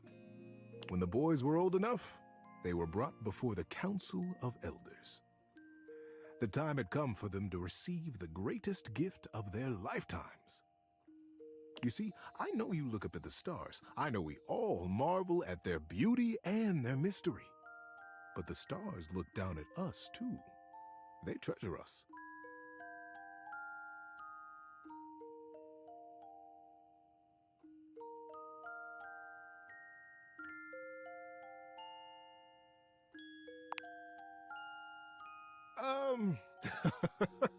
Maybe not just yet, buddy. The chance to live a human life, to be born here and live here and experience our world is the most precious rite of passage. And for Eris and Leo, the moment had arrived. They were led slowly into the abyss of the council, right up to the throne of the Elder. "It is time, my sons," he intoned. "It is time for you to be born again. You will come to me separately and chart your course through your human life. You will decide the things you will see and things you will experience. And when you leave my chamber, you will forget what we have said. When you are born on Earth, you will forget your life here, and you will be fully and only human." Leo looked from the Elder to his brother and bit his lip. "Sir," he began, "when we get there, when we are born, will I know my brother?" The Elder smiled kindly. "Yes, Leo, you will know him as your brother. But the closeness you feel here will not necessarily go with you. If you choose to have that closeness as humans, it will be up to you when you are old enough to create it in your lifetime."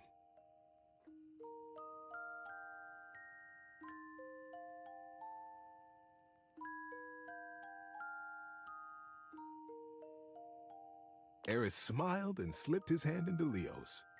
"Don't worry, Leo," he whispered. "We'll remember each other, I promise." Each boy went with the Elder and planned his life as a human. And when they were reunited in the abyss, they smiled at each other with the impish excitement of what they were about to do. It was the greatest adventure either one of them could have imagined, and they would get to do it together. "Are you ready?" asked the Elder. The boys caught each other's eyes and smiled. "Yes, sir," they said together. "Then take a deep breath and close your eyes. When you open your eyes, your journey will have begun."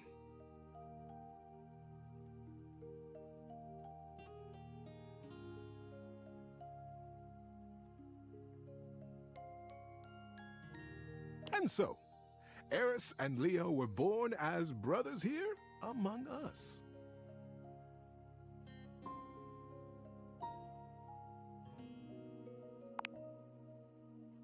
Among us, yes. They chose to be born in a small town outside the city, where it was dark enough that they could still see the stars. I wish I could tell you that they immediately remembered their love and their closeness, but it took them a while.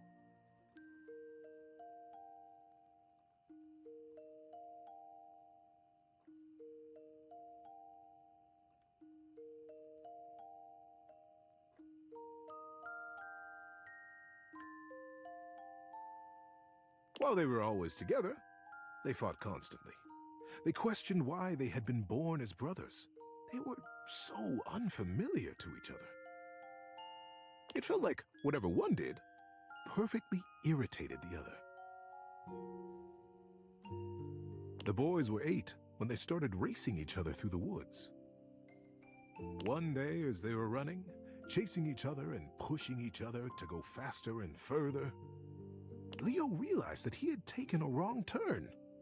The trees looked unfamiliar, and the air started to smell strangely open and deep.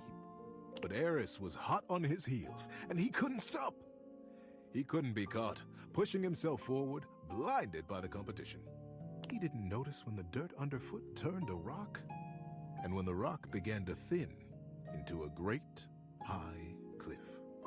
He pulled himself up short in a panic, but it wasn't quite fast enough, and his momentum carried him bodily over the edge. Time slowed as Leo fell, and he realized in a flash that he was about to die.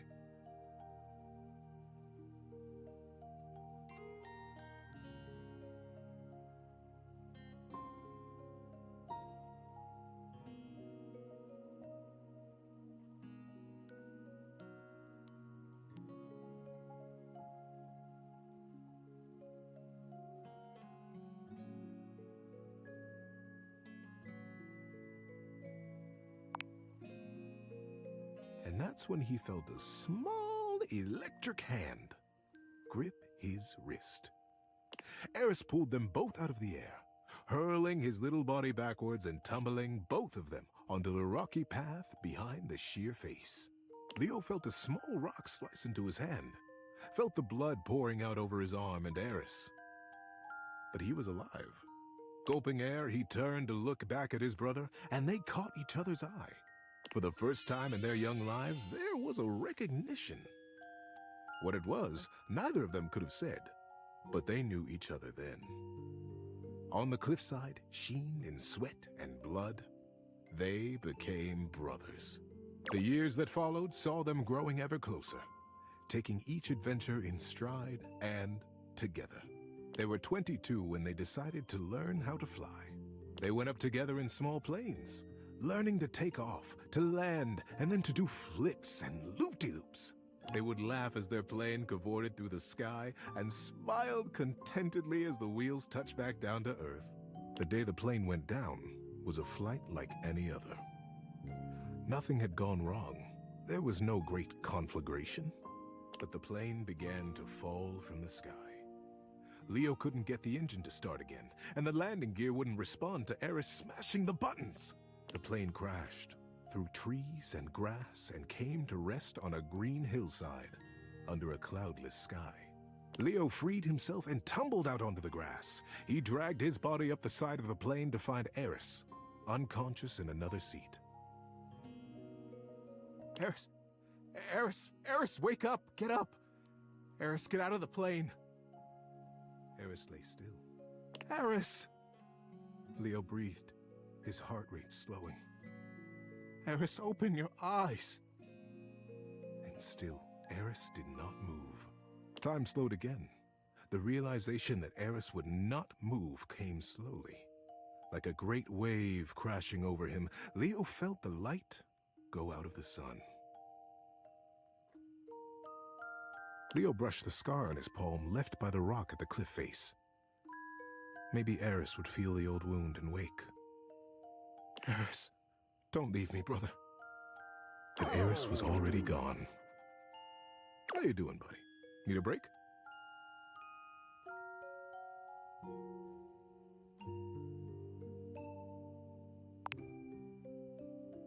It was many years later, and Leo still moved in the cloudless fog of that morning. Colors seemed bright and hollow. People spoke to him as though from a long way off, and he jealously guarded his isolation from the world.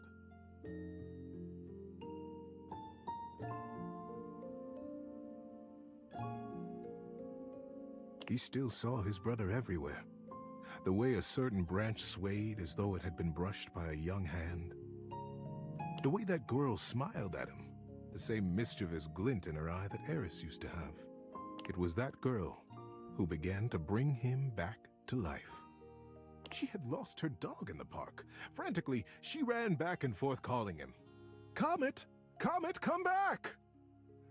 Leo raised his head from the scar on his palm at her voice, his back against a tree.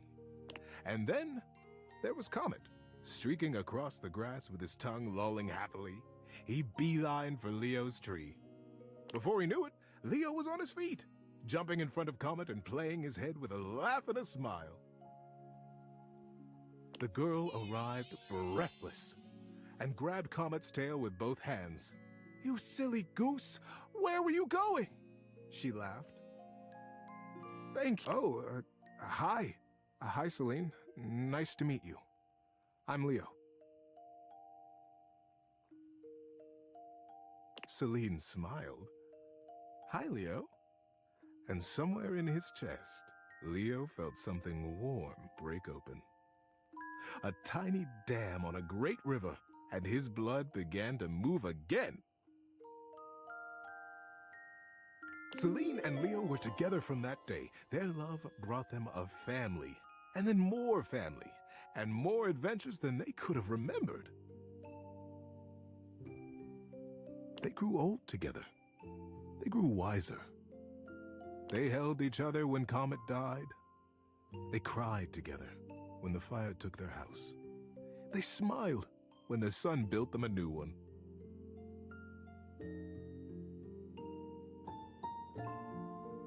And when Leo died, he died with a smile on his face. Celine was standing next to him, and his finger now unconsciously and methodically stroked the scar on his palm. In that scar was his holding on to Eris. Not with sadness now, but with fondness. Great love. Leo's last breath was a gentle exhale up into a cloudless sky. And when he opened his eyes again, he was home. He was in that sky, up among the stars, young and immortal, and standing before the Elder, with his hand clasped in his brother's warm grip. Eris, is it really? It's you! I remember you! I remember this!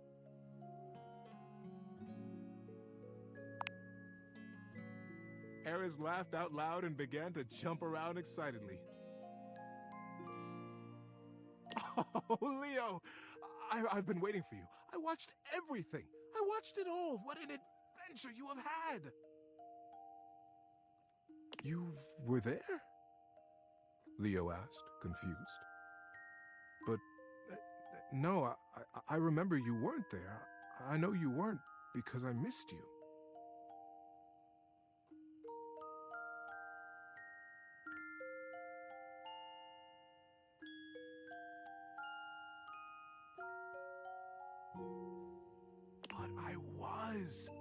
I was in your scar. I was in the park that day you met Celine. I sent Comet to you. Don't you see? I was always there, and I wouldn't have missed it. I'm so proud of you. As the Elder looked on smiling, Leo began to cry. The well of love for his brother broke open with gratitude that he was here now. The boys held each other, crying and laughing, and patting each other on the back to make sure the other was real. Leo pulled away from Eris and looked at him squarely. I am so grateful that you saw my life, Eris. But I don't understand. You could have been there with me. We could have done it all together. Why did you leave me, brother? Eris grinned. I never left you. My journey was to die, Leo. Yours was to live.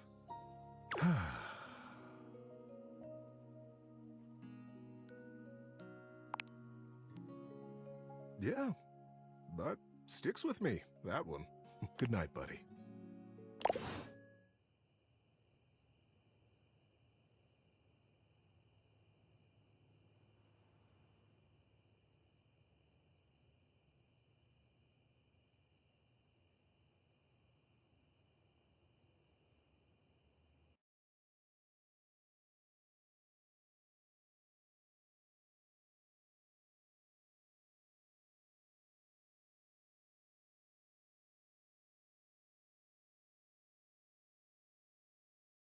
Date everything.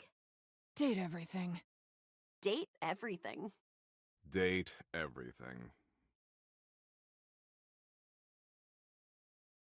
Date everything. Date everything. Date everything. Date everything. Date everything. Date everything. Date everything. Date everything. Date everything! Date everything.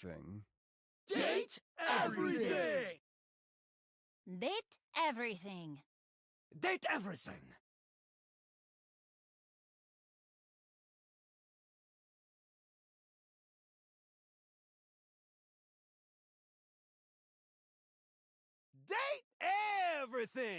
Date everything! Date everything. Date everything! Date everything. Date everything. Date everything. Date everything. Date everything. Date everything. Date everything. Date everything. Date everything. Date everything. Date everything. Date everything. Date everything. Date everything. Date everything! Date everything. Date everything.